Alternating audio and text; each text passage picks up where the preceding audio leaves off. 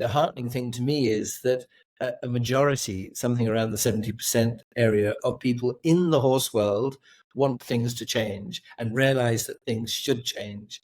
Now, if that is true, and I have no reason to think that it shouldn't be true, I think that there's a majority of people, particularly coming through the younger age groups, who will change things in the future.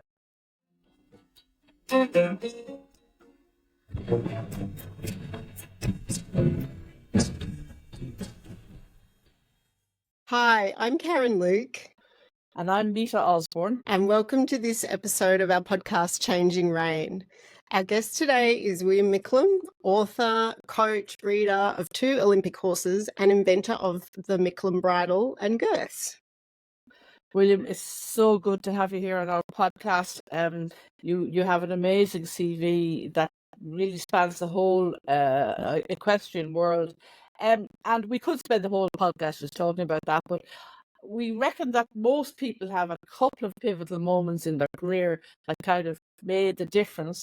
And I suppose for you in particular, I think you maybe took some paths that were not as well traveled.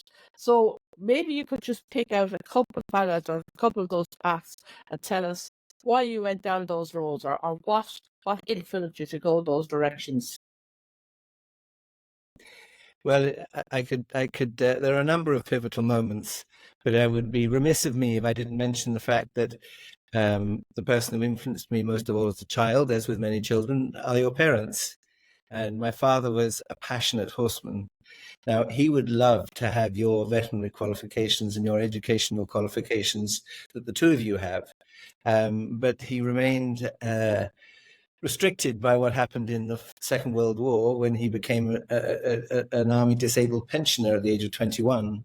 But that didn't restrict him in his interest in horses and his love of doing things with horses. So that had a big influence on me. And I remember at home as a child, there were a couple of cartoons on the wall. And on one cartoon, there was a bucking horse with a man above it. And underneath it, it said, "This os wasn't born to tread the earth. He took natural to the air, and every time he went aloft, he tried to leave me there." Now, as a child that was frightened of horses, that probably made me even more frightened of horses. But seeing my father work with young horses on a daily basis, I realized that there was a different way. And even from an early stage, I was therefore interested in how he did it.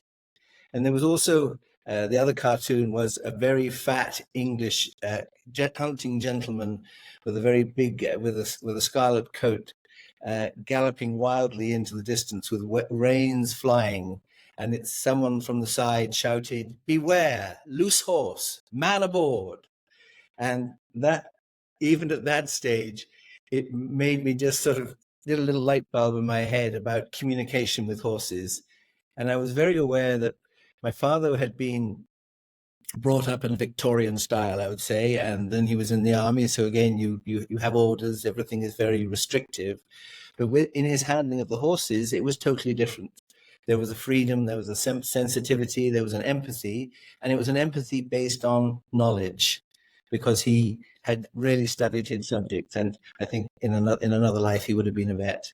And so I was 10 when I was very shy, and I went to a pony club rally, and I listened to my father telling the audience of pony club children about the fact that the top jaw of a horse was wider than the bottom jaw, something which most pony clubs wouldn't do, and most people wouldn't know.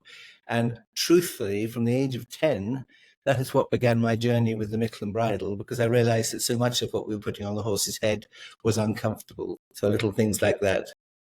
And then I suppose, looking back on these things, there was a huge interest in horse shows at that period of time on television. And the Horse of the Year show in London every year was one of our highlights of the year on television in the early days of television. Who knows what impact it made on other people, but it made a huge impact on me. And particularly what made an impact was towards the end of the week, they had the cavalcade of the horse, where they had all of the top show jumpers, but also all the show ponies, the hunters, the driving horses, the horses in harness, every single type of horse come into the arena. And then a man called Dorian Williams, who you might have heard of. He was a huge figure in the horse world at that time, and he was dealing with an audience of millions. It was one of the top programs of the year. It's extraordinary to think of where we were now. So this was back in the early 60s. And when all the cavalcade had come in, he would recite nobility. The horse's story is the story of this land. Where in this wide world can man find nobility without pride, friendship without envy, beauty without vanity? Here, where grace is laced by muscle and strength by gentleness confined. He serves without civility. He has fought without enmity. There is nothing so powerful, nothing less violent, nothing so quick, nothing more patient. All our past has been borne on his back. All our history is his industry. Ladies and gentlemen, the horse. So I learnt it then. It was written in 1948 by a man called Ronald Duncan. But I suppose you'd say that is a journey which I've continued with, is an appreciation of the real value of horses. And of course, as the years go on, we realize that it's the therapeutic value of horses, which is probably the strongest bow that we have to show that caring for horses and using horses is a fantastic thing, because contact with horses is good for us. That's amazing. And I continued an interest in poetry with an equestrian slant ever since then, and equestrian words. I have about 2 hours worth in a show I call Ride a Cock Horse, which just they're all teaching aids. There are 3 wonderful lines by a man called John Masefield, who said, "I have seen flowers come in stony places, and kind deeds done by men with ugly faces, and the gold cup won by the worst horse at the races." Now, I am within that frame because I started off as being useless. I was a bad rider. I didn't go have third level education. I had all sorts of difficulties. But increasingly, as I looked at the world of performance in all areas, I realized that you could do extraordinary things if you had a few keys that were right. And those 3 lines can be developed in all sorts of ways. People who have great difficulties can be a great success later on in life, etc. But one of the interesting things that I was aware of even at that stage was the fact that kind deeds done by men with ugly faces, there was a belief even then, in terms of phrenology, that people with ugly faces were stupid. And there was this whole huge amount of information which people had, which somebody would go to court, and if they looked ugly and badly dressed, etc., then they were guilty. If they looked well dressed and they were very handsome, then they weren't guilty. Well, we all know that the shape of one's face is nothing to do with one's brain power. But still, in the horse world today, we look at a beautifully intelligent head, a wonderfully intelligent eye, and it's rubbish. So if I have a student who hasn't got a lot of money, and if they want to buy a horse, I say, go and find a horse with a big ugly head, because it'll be a lot cheaper, and it might be a world beater. So these little bits of literature, poetry, etc., all link in to my story and to a story about coaching and performance. Just going back to nobility, I mean, I got goosebumps listening to you recite that, and I'm just thinking about Punchestown last week. Some great racing. I don't know what the viewing figures were like. And then thinking back to your experience as a Horse of the Year show, being on television, and an audience that was absolutely riveted. I'm just wondering, do you think the general public's impression, understanding, appreciation of horse sport has changed in those 60 years, and where are we at now relative to where we were back then? It certainly has. At the RDS, the summer show in Dublin last year, we did a demonstration with Festina Lente. I don't know whether you've heard of Festina Lente, but we started it now. Myself and another lady started it 37 years ago. We now have 35 full-time staff dealing with over 400 students, patients each week, some with severe challenges, physical and mental. And it is obvious that horses are good for them. And taking it to the RDS and showing the general public that horses are good for us, I think is absolutely core to the whole progression of horse sport in society. And that's the way that I like to tackle it, in a positive way, showing how good horses are for us.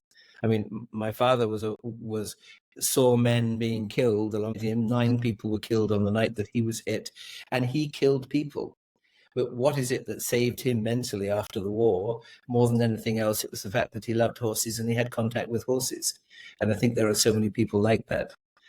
We had the most powerful testimony at the RDS last year when 11 people, some behind screens, told us of their stories with horses. Some that had dropped out of society completely, had found life impossible and were suicidal, but the contact with horses saved them. And from their own mouths, that was so powerful. And I repeat myself, but I think that contact with horses for all of us is good for us. And therefore it has a huge role to play in society. I think contact with large animals, whether they're elephants or horses, is significant for the human being, and it all fits into this business of one world, which I think is so important. And I think you two are on the same page there as me about that. So I think I 100% agree with you about how good horses are for us, and the idea of that one world, one welfare type approach. Where do you see, or how do you see how good the relationship is for the horse? And do you have ideas about how we can perhaps think of the horse a bit more, or make sure it's a more equal sort of benefit for both us and the horse? Well, I think that there's no doubt that we have a long way to go. The horse suffers, and in a major way, even in places where you would think that the horse is being treated to the very best. And no lesson, as far as I'm concerned, can be given without also a lesson about horses. So every lesson contains details about horses, how the horse learns, what its senses are like, what its needs are generally. And that's part and parcel of every single lesson.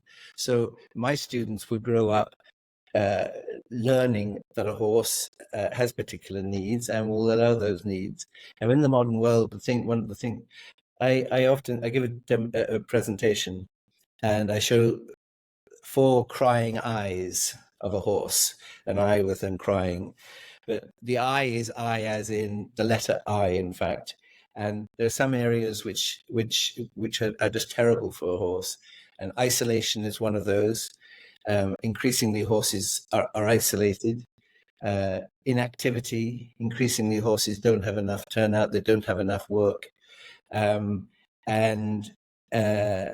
ignorance is the other eye that I particularly use. And when I say, what do you mean about ignorance? Well, children, if they're not taught, grow up in ignorance. Horses, in the same way, if they're not taught, will grow up in ignorance. So we have a responsibility to give the horse an ABC, if you like. And the joy about that is, as soon as the horses begin to realize that there is an ABC, they love it. I mean, you talk about horses being naturally sociable, etc. They're also natural communicators. They love communicating. And I think that's why it's a plus and a minus for the poor horse, because there are people who do extraordinary things with horses, extraordinary cues with horses to get particular results. And they say, I've done this, I've been doing it for years, and it works. It must be good.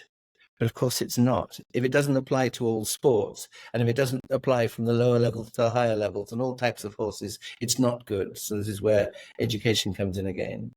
And then the last I would be injury. And obviously not all horses are injured, but there are so many horses that are injured and uncomfortable, particularly with the way that we ride them. And if you gave the lecture about Rolka, you will know about the world of dressage. And, it's appalling to me to go into a riding place and see people who are bumping around in sitting trot on a horse tied down with gadgets, thinking they're doing dressage. It's absolutely killing for a horse, as you know, to have a rider bumping up and down and sitting trot. And yet the teacher will be saying, I'm taking away your irons. You're not going to be allowed to have your irons back until you can do a sitting trot. that is the sign of a good horse person, is that you can do a good sitting trot. But it's agony for a horse. So as a practical example of to make horses more comfortable, the rising trot is absolutely key to making the horse comfortable, and also to allow people to do much more exciting stuff more quickly. Because if you can truly do a balanced rising trot, then you can canter with a light seat and you can jump. And that's wonderful. But that seems almost too simple. But it is one of the number of things that you can do to make the horse's life so much easier. So the horse needs less isolation. So I keep my horses all in small groups. I don't use single stables at all. I make sure that there's always interaction. I try and add interaction both with humans and other horses all the time. I try not to overfeed them, but I try and make it possible that they have some hay or straw all the time. I mean, I look upon haylage as being a disaster for horses because they have such a small amount of haylage, they gobble it up, and then they have nothing else to do. So that's why I would feed straw as well as hay, so that they have a longer period of time for feeding. I mean, I know, Mita, you brought this up in your lecture, is that a lot of people don't realize that a horse is going to be eating and walking for 16 odd hours a day. And of course, we're not allowing the horse to do that. And that's appalling. That is part of the welfare picture. Can I just ask a question about feeding straw? Because I'm an advocate for feeding straw, but I've heard a few people talk about that it can cause colic. Now, I've read some scientific papers that say it doesn't cause colic, but I'm just really curious if, as someone who has experience feeding straw to horses, have you had any issues in that regard? I hate to say this because tomorrow there'll be a horse out there with colic. I don't know. Our local vets, who are absolutely wonderful, say the biggest killer in their practice is colic. That on average they have a horse a day dying of colic, which is appalling. And I'm sure it's a good part to do with the feeding style that we have for horses. I remember my father telling me that he had an agent to find him horses in Devon called Dickie Piper, tiny little ex-jockey type of man, but he had a weak bladder and he ran a pub and he'd be pumping out all day long, every few minutes, every quarter of an hour to have a pee. And when he went out for a pee, he'd give his horses a little bit of feed. So, and how well the horses coped with that. But I haven't had a problem with colic, no, with straw. The reverse, I would say. I've had horses that have had a history of colic, and by allowing them to have clean straw, which is easier to get clean straw than it is to get clean hay, as well as hay, they're very happy. So touch wood, I haven't had any trouble with colic. Well, I hope I haven't jinxed you, but that definitely is that my experience too in feeding straw and having happy horses who get to nibble most of the day. And move. Movement is also a key part of that prevention of colic, as you as vets know. So, but I was in Chantilly actually because a racehorse trainer in Chantilly from America called Gina Rarick at the stable there is using the Micklem Bridle exclusively on her racehorses. So I went on a trip around the stables at Chantilly. There are about 3,000 racehorses as a training base in Chantilly. But what was horrifying is that the vast majority of those horses do not get turned out at all. There are no turnout facilities. Now there are a few exceptions, and Gina Rarick is one of those. But we need to get away from that. The very famous show jumping rider called Harvey Smith is now married to Sue Smith, the racehorse trainer, and he always used to keep his horses in small sheds, his show jumpers, his international show jumpers, as one together. And I keep the racehorses like that in the same way. And I know in New Zealand and Australia, it's common practice to keep horses in small groups. And they do. There's a problem with some horses that have never been in that situation. So you have to make the change quite slowly. So I would put the new horse together with other horses, but with an open gate or a gate with bars separating them, and then gradually turn them out together, because turning out is always safer. And when you see they're all getting on well, then you can put them back in the same group together without any gates. But it has to be done carefully. But how frightening it is. We had a wonderful pony ones we got when he was about 16, but he had never been turned out with other horses. And it was obviously a terrifying thing for him to do this initially. But over a period for him of about 2 months, he integrated, and he was obviously a changed pony because so much happier. Everything you're saying makes so much sense to us. I mean, that's it's absolutely what horses want and need.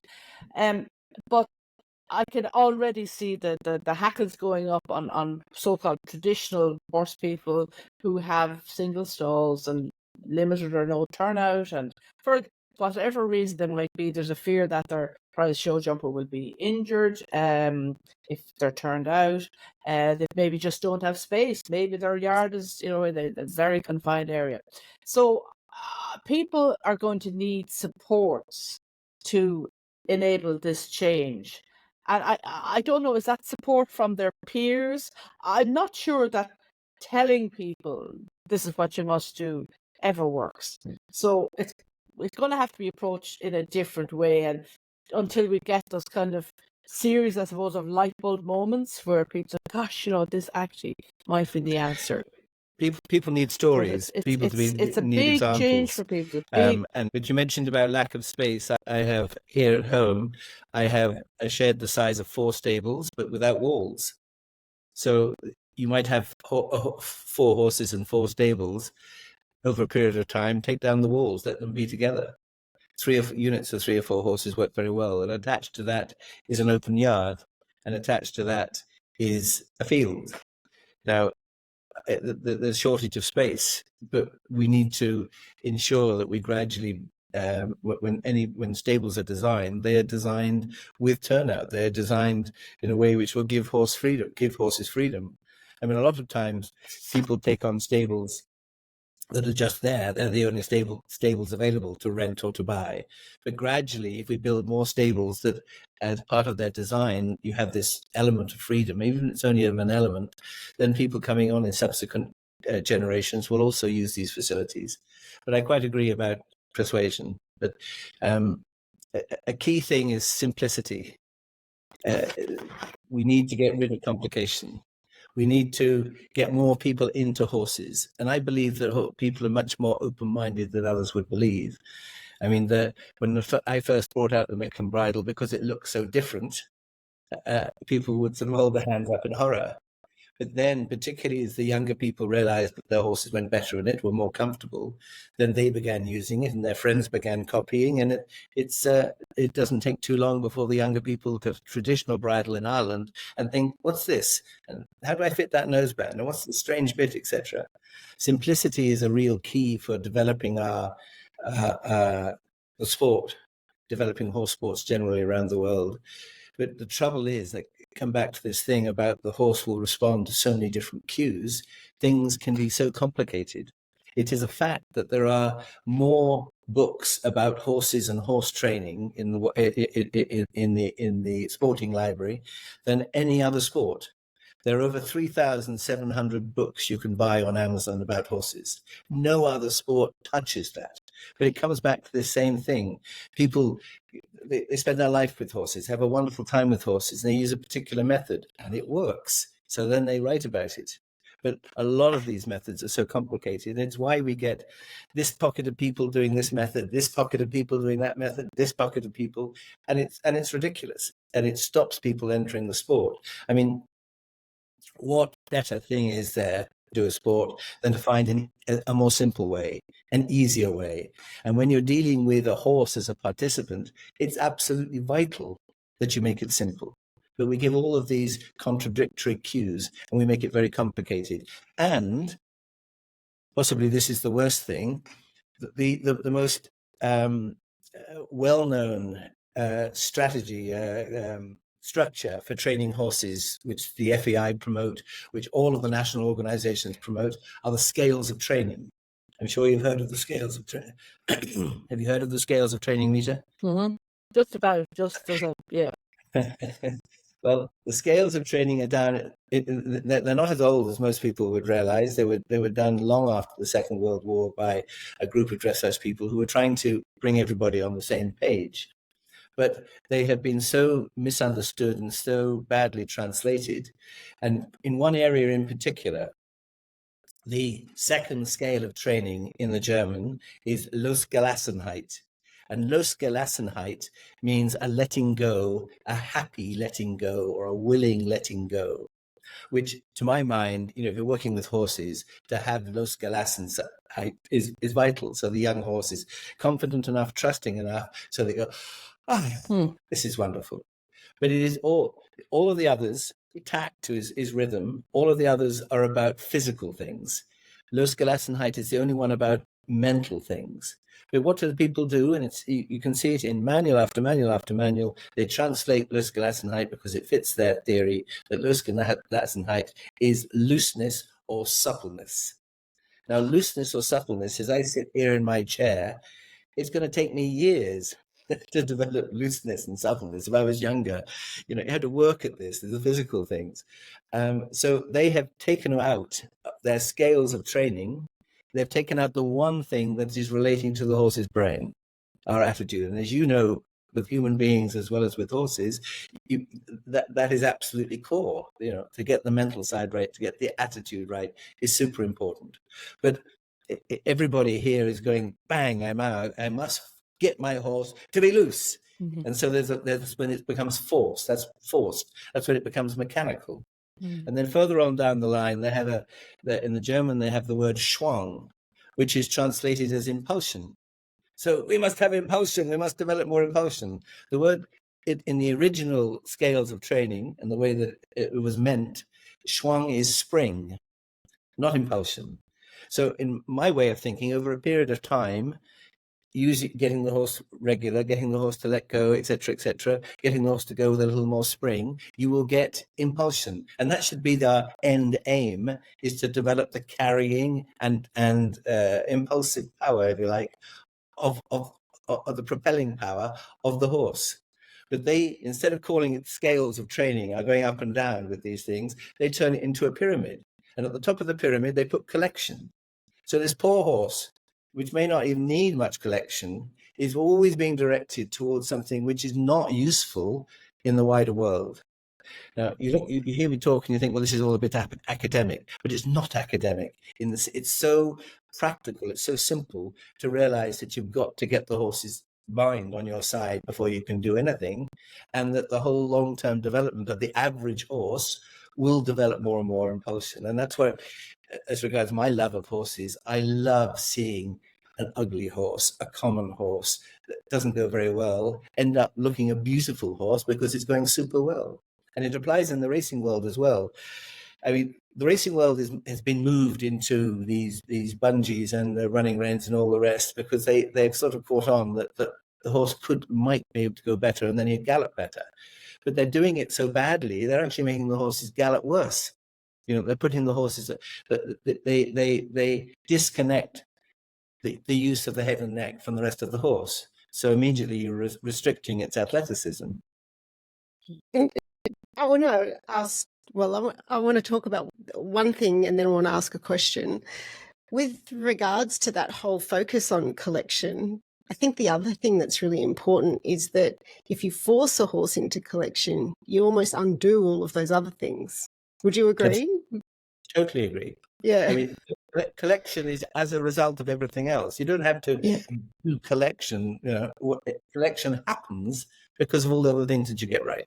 Yeah, and especially that whole mental side of things. If you're compressing a horse using reins and strong leg cues and compressing the horse into a particular outline, that's definitely not going to. And I wish I spoke German, but I don't know. But that looseness and that mental letting go is definitely going to be undermined. So if I'm going to be rude about it, I'd talk about other people doing yank and spank. And you have this yank and spank, and even in I'm just thinking when it was last month, I saw a person win a very, very high level dressage competition, and my God, were they falling on the reins! And that's Grand Prix dressage, and supposedly at the very best. It is ridiculous. That should be marked down. That the judges shouldn't allow that. Serious signs of tension shouldn't be allowed. I mean, I was talking about teaching the riding students to learn about horses. I use a sort of linear scale to assess horses' mental state. It's in my book. So So from the very start, if you get people to start assessing a horse's mental state, it's not a question of right or wrong, it's where they are now. And then you say, well, can you move them? Can you move an excitable horse to be a calmer horse, etc., etc.? What do the horses do naturally in their heads? And that suddenly gives you a whole training program and makes you treat your horses as individuals, which of course the same thing should happen with humans. Mhm. But because things are so complicated, teaching people all this is very difficult. So that's why I have developed the structures that I have, and I use a lot of threes. Threes are very important.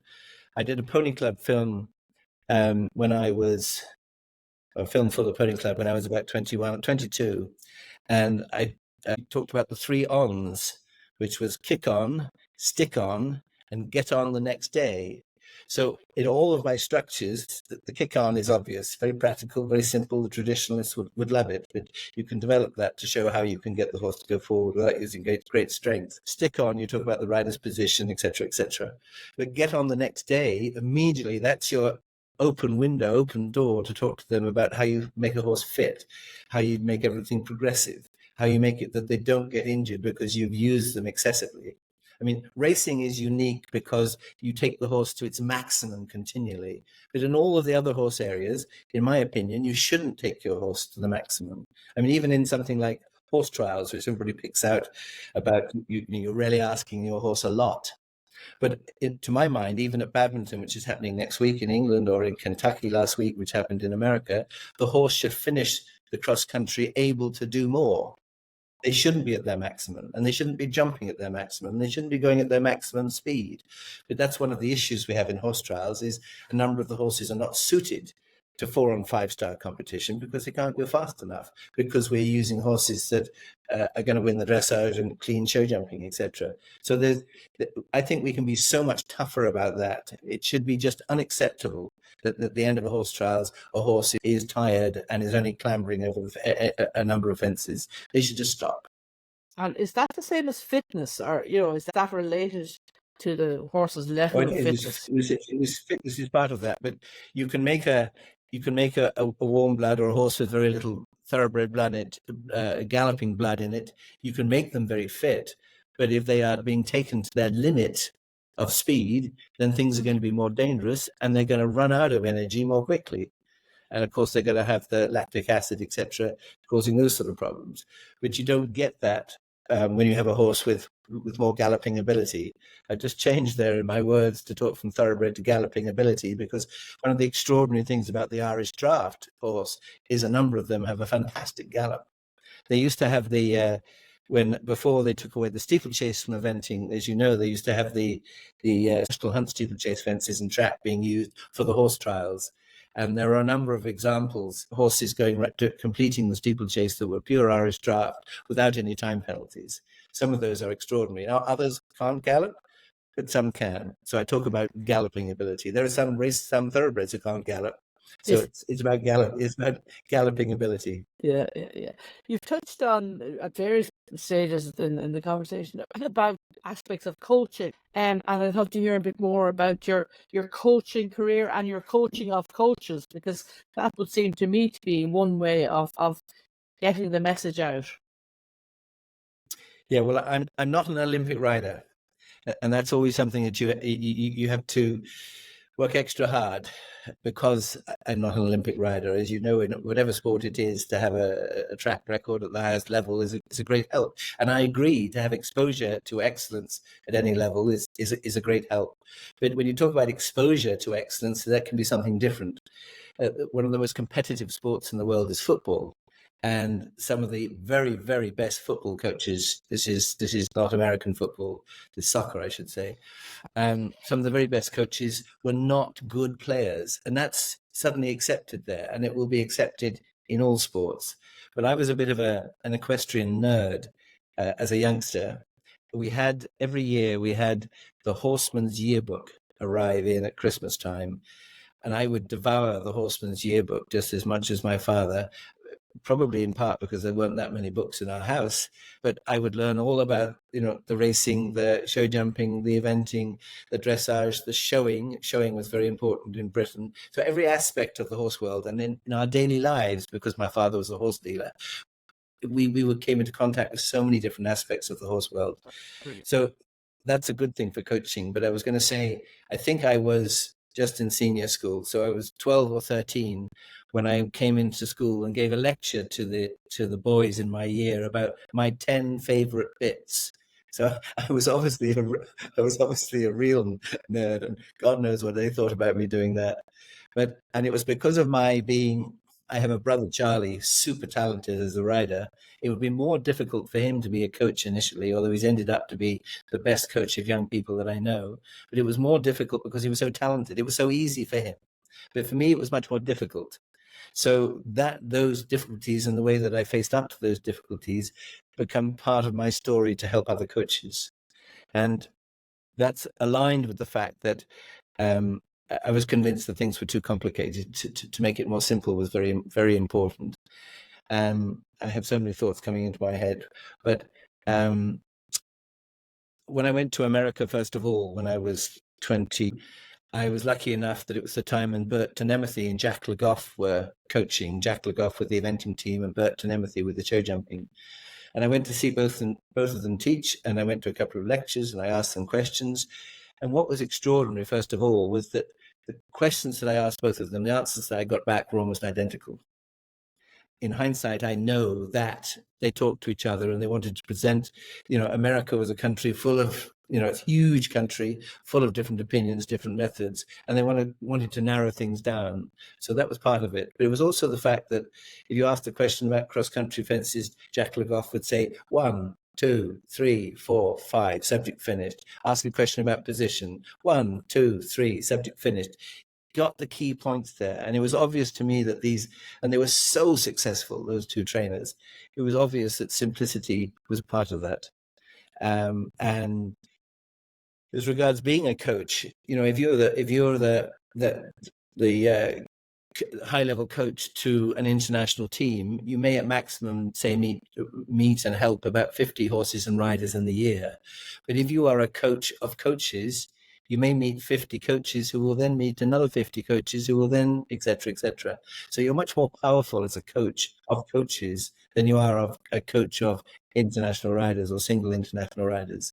I did quite a lot of coaching with the Irish junior and young rider teams, but I'd have to say it's much more satisfying that I'm in daily contact with coaches that I first met 50 years ago that are working and being successful, and that's very rewarding. If you had the opportunity to pass on, I don't know, some key message to the coaches, what would it be in terms of what do you think you could share with them that might create the biggest benefit for both the horses and the riders that they're coaching? Would there be one thing that you could sort of really focus on? It's a very dangerous question to ask me, but without being frivolous, the saying "inch by inch, life's a cinch; yard by yard, life is hard." And I know this is imperial, not metric, but small steps is so powerful, so powerful. And at the other side of that, love and delight is so powerful. People are afraid to talk about love and delight, but it's very important, and the horse is part of that. The horse has to delight in his life, and there has to be some love. Otherwise, we get nowhere. I often say it's we need to achieve happily rather than achieve in order to be happy. So this day-to-day progress. But those things relate to attitude of mind, and I would, if you bear with me, I would add 3 words to that. The 3 keys, I think, which all work together, are to be inquiring, to be demanding, and to be generous. Now, to be inquiring is about being curious. Einstein said that my only talent is to be passionately curious. Now, you two are obviously very curious. You don't just accept what has traditionally gone on, although there's huge value in what goes on traditionally. But you have to look at it and say, why? Why are they doing it, etc. So, my bridle is, and girth are an example of saying to myself, well, I'm curious about this. Can it be done in a different way? A good idea has to give way to a better idea. So in the horse world, it's a big one because so much is just traditional. We do things because it's always been done that way. So number 1 is to be inquiring or curious. Number 2 is to be demanding. And this often gets talked about a lot. And I suppose people who are in the horse world all the time are very demanding in terms of the hours that they work. But it's more than that. It's to learn resilience. It's to learn grit. It's to learn to cope with the ups and downs. And the third one about being generous is the one that's forgotten about. Generous to ourselves, generous to other people, not be negative, to work from the positive. So positivity is the best catalyst for all of this whole multitude of things like self-esteem, progress, happiness, and all the rest. Generosity is super important. And these all work together. So if you are just inquiring, you're going to be isolated in some lab somewhere. You're not going to be related to the real world. If you're just demanding without the other two, then you're going to be like a mini Hitler and going nowhere. If you're just generous, then you're just going to give away all your money and your time for no real purpose. But they all link in together to be inquiring, to be demanding, and to be generous. And then bring those together, then you are, to use that awful word, then you are empowered. So it's about attitude of mind. Yeah. And what would you say, because this is something that I come across when in my coaching, and I see it a lot with riders and even sometimes in my own children. What about those people that are in a hurry? You know, we live in a world where people want everything really fast. What would you say to those people? I would say I have the key. I have the key for you perfectly. The key is simplicity. Because if you make things simple, the horse will be able to learn more easily and more quickly, and you will be more efficient in your work because you'll only do the things that are necessary. You will find the priorities. You won't get waylaid going down the paths of doing stupid things. So you find the priorities, then you're efficient. And efficiency also makes you safer. Because you're in whatever situation you're in, if you're in trouble, the people who work with a small number of cues and the people who do things in a simple way and the people who sit still and do less rather than more, they're going to be safer. If you want to react in an emergency and you have to react quickly, if you have to do 6 things, that's difficult. If you only have to do 1 thing, then that's pretty easy. So to try and find those priorities. And as regards reaching excellence, you will not reach the highest levels unless you keep things as simple as possible. What we can do with horses is extraordinary. The journey, the heights we can reach with horses is extraordinary. But to do that, you have to start in a very simple way.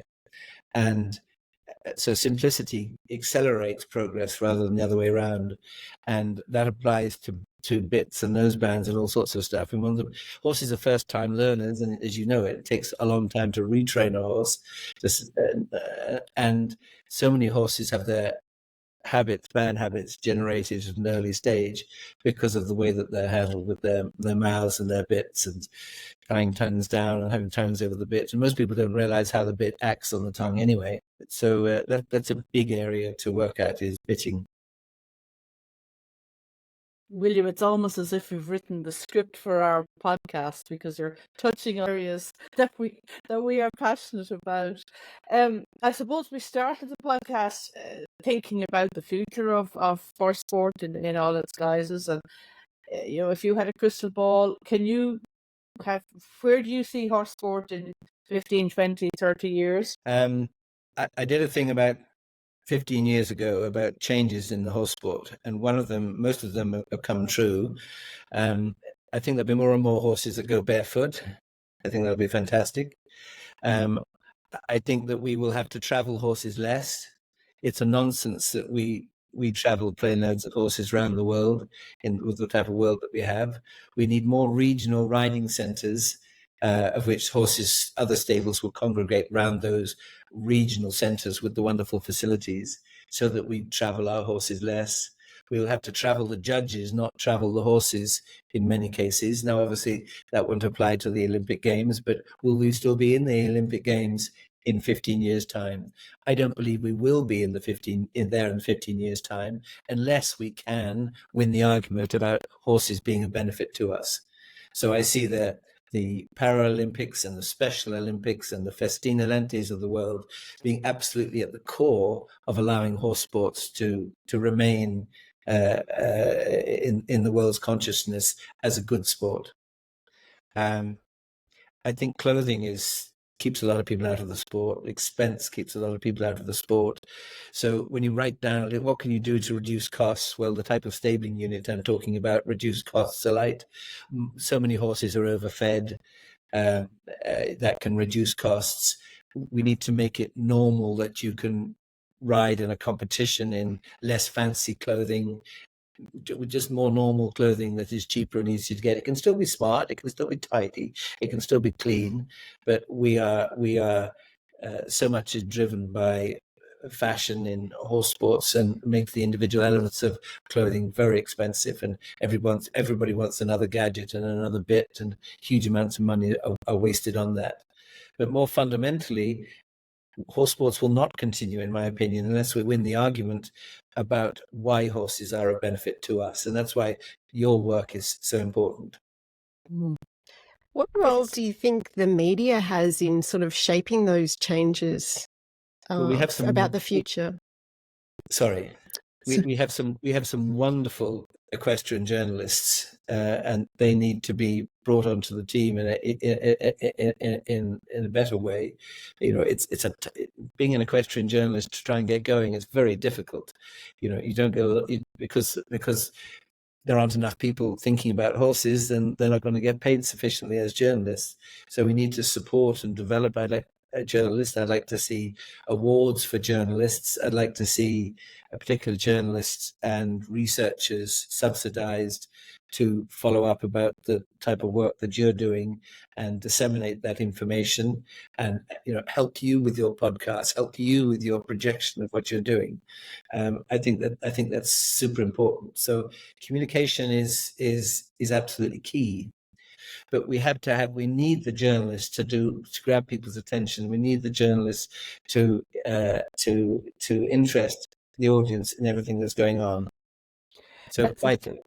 That question and that answer, I was as you were speaking earlier, William, I was thinking that the dry kind of academic work that's very important that goes on in ivory towers, as I say, it's vital, but it doesn't capture the romance. And a lot of what you're talking about is the romance, and that is really, really powerful. And in this modern age, we've all gone quite cynical and a bit jaded and a bit, we don't care about that sort of thing anymore. But it's actually, for the human spirit, it's really, really important. So your answer about journalists, I suppose in the narrow sense, you might think it's just reporting on events, but it's also about shaping the narrative, isn't it? And good journalists can do that. It can really I read some journalists in sports that I'm not particularly interested in, but I read them because they capture the essence of that sport so brilliantly. And I think we need more of that within horse sport, backed by fact and backed by the truth, but capturing that romance and that wonderful spirit as well. I mean, I try and read some scientific papers, and I have a son who's doing a PhD at the moment in underwater robotics. So I've seen the scientific papers often, but if you the average person continually has to get a dictionary, there's a problem. So there's the original scientific work is absolutely vital, but then there needs to be the next stage and the next stage of bringing it to the public. At the early, I think it was 22 or 23, I did Ride On at Punchestown, where I tried to bring together all of the top horses, top ponies, top riding school horses to do the same thing as the cavalcade, but in a story, and to do some poetry and to do some music and do some dancing as well. And I'm bearing in mind this was over 20 years ago. I wrote this at the end in the program about Ride On. I say Ride On is not only about Irish horses, it also reflects the inspirational aspects of riding and the spirit and special nature of both horses and the international family of riders. Although these ingredients are hugely important and timeless, they are rarely counted on the scoreboard. We can all be proud of our extraordinary equestrian sports and equestrian community, as contact with horses can truly act as a catalyst for doing more with our lives. Even after adversity, we all have to move on and ride on. Our central message is that we can all ride on together. And so for a long time ago, and again, I suppose part of it is because of the influence of my father, who loved horses, and I saw the therapeutic value of the work that he was doing. Even then, I was bringing in those elements. As then, in the same program, Jimmy Wofford, the American coach, wrote this. Jimmy Wofford, triple Olympian and a guru to many people. And he writes about Irish horses. Whatever success I attained during my riding career was due to Irish horses. They have incredible courage, scope, intelligence, a sense of humor, and an endearing capacity to forgive the rider's mistakes. Lord knows I tested all of the above qualities and never found them wanting in an Irish horse. The multitude assembled for this celebration will agree that in the unlikely event of my appearance at the pearly gates, those gates will be tightly closed to me. Undaunted, I will gather the reins of my best Irish horse, Carowitch, break into a gallop, and aim him at the top rail of the gates. Whatever the outcome, I will be content, for all true horsemen know that to ride an Irish horse is already to be in heaven. Now, it's romantic, but it's the romantic and it's the spirit of the thing that we have to get through all the time. There's an Irish author called John Millington Synge who talks about a gamey spirit and a mighty heart. And we need to generate in our coaching, it doesn't matter. This is not just for horse people. This is for all people. The gamey spirit and the mighty heart is super important to introduce. So I love the romance of horses. I've lived and breathed horses my whole life. But I worry that sometimes we get swept up in the romance and our own feelings without perhaps acknowledging the feelings of the horse and whether the horse actually shares that experience that we have with us. And I guess one of the reflections of that is the whole concept of social license to operate, because it seems like people outside the horse world are actually noticing that more, that the horse is not perhaps enjoying that same romantic experience that we have. Do you think that's a useful concept? And is there a way that we could maybe use that concept or something similar to help people within the horse world start to see some of those issues for the horse, so that I want us to be able to continue to enjoy that romance? I love it. It's my passion. It's my life. But I worry that if we don't start to acknowledge how things are for horses, we might lose it. Never a true word was spoken. But I think the heartening thing is, and Misha, you gave us some statistics in your recent talk in the north of Ireland, and Roly Earls did the same. The heartening thing to me is that a majority, something around the 70% area of people in the horse world want things to change and realize that things should change. Now, if that is true, and I have no reason to think that it shouldn't be true, I think that there's a majority of people, particularly coming through the younger age groups, who will change things in the future. I mean, the whole issue of the use of the whip in racing is a small issue, but it's a big issue. It's one of those issues. I would like to see the use of overhead use of the whip being stopped entirely. I can see that there's a reason to move a horse sideways, but it presents a terrible picture when the highlights of a race are the ones that are shown, the last few strides, and that's when everybody's using the whips, and they wave the whips, but it needs to be shown that they are waving, not hitting the horses. But it presents a very bad picture, and the amount of equipment that goes on horses, like I mentioned about those race horses, presents a very bad picture. So there is a big education thing to be done, but not to repeat myself again, to me, the core of getting social acceptance, of getting the world behind us, is to show that horses are good for us. They will actually save us money in terms of mental health. They'll save us money as regards living a life that will allow us to be content and happy. Now, it's obviously not for everybody, but it is for a much bigger audience. But there's the problem. We need to develop facilities and situations where a much bigger audience can avail themselves of contact with horses. It doesn't have to be just on horseback. It can be contact from the ground. But that's why I would like to see more regional centres. I would look upon hacking trails, whatever you want to call them, as like greenways for bicycles and for walkers. To me, they're a total priority for the horse world to develop. And then you can go do a trail from one horse centre to another horse centre. That type of thing is invaluable. And for the horse, as soon as you start getting outside, as soon as you start hacking, as opposed to going round in circles, then you have a life that the vast majority of horses can enjoy. But we are becoming, the world is becoming more urbanized. We're becoming it more and more into a closed area. We have these tiny arenas, which drive me absolutely mad. A little bit of design work can even with those tiny arenas can change things significantly, as you have exits and entrances out of the arenas and linking into other areas. But it's vital that we get people out into the countryside. In Ireland, we have the huge areas of forestry, and we have a problem with getting people into the forest because of insurance. So the horse world has to show that I don't believe that horse riding is fundamentally dangerous for the whole audience.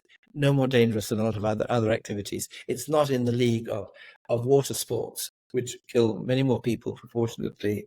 It's not in the league of mountain climbing and things like that. So I'd like us to show, there are a huge number of people who say, a horseman's grave is always open, but it's not true. With good methods, the right tack, start people off in the right way, it's very easy to do. So in all of my equestrian centres I've worked in, I've got lots of little wooden horses so that people learn to mount and dismount and do a rising trot before they get on a real horse. And then they get on a real horse and suddenly everything is so much safer. These sort of things are important. Sounds like a wonderful initiative. And wouldn't it be amazing to be able to ride from centre to centre along a trail? Yeah. That would be amazing. Really, it's been an absolute pleasure and delight to have you on the podcast. So much of what you say resonates with how Karen and I see things. And we're going to take a lot of what you said going forward. It was a pleasure and a delight, and we hope you enjoyed it as much as we did.